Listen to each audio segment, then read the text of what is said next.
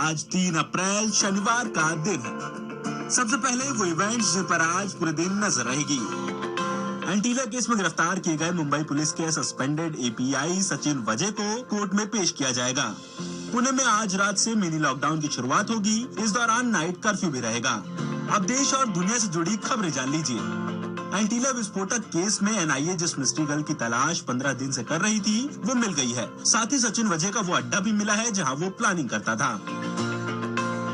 असम के पथरकंडी में बीजेपी प्रत्याशी कृष्णेंदु पॉल की गाड़ी में ईवीएम मिली। प्रियंका और राहुल ने सवाल उठाए तो कहा गया कि चुनाव अधिकारी की गाड़ी खराब हो गई थी। ऐसे में बीजेपी प्रत्याशी की गाड़ी में लिफ्ट लेनी पड़ी। सफाई के बाद 4 अधिकारी सस्पेंड भी कर दिए गए। आईपीएल में खिलाड़ियों की जीपीएस टैगिंग होगी। ये रिस्ट बैंड या चेन के रूप में होगी। जैसे ही खिलाड़ी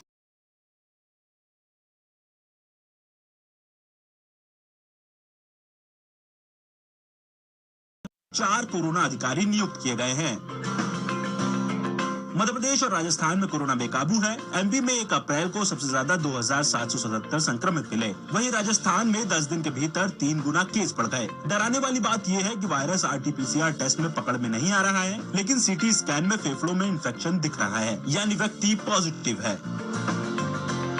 हवाई सफर के लिए डीजीसीए ने नई गाइडलाइंस जारी की है। अब बिना मास्क के टर्मिनल में एंट्री नहीं मिलेगी। मास्क नहीं लगाया तो जुर्माना भी लगेगा। 2 साल के लिए उड़ानों से बैन भी किया जा सकता है। और तो और हंगामा किया तो सीआईएसएफ के हवाले कर दिया जाएगा।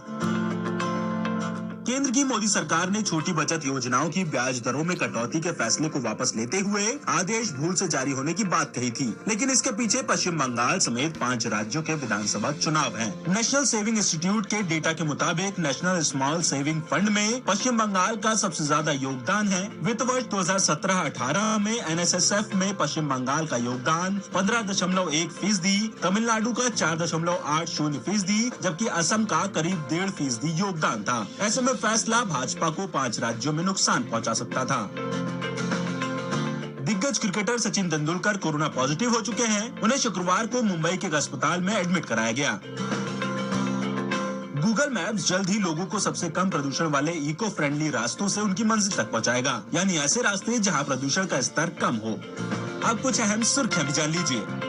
एक्टर रणबीर कपूर के बाद अभिनेत्री आलिया भट्ट भी कोरोना पॉजिटिव हो गई हैं। केंद्र सरकार ने राज्यों से छुट्टी वाले दिन भी सरकारी और प्राइवेट सेंटर्स पर टीका लगाने को कहा है। इसी के साथ आज की मॉर्निंग न्यूज ब्रीफ में बस इतना ही। कल फिर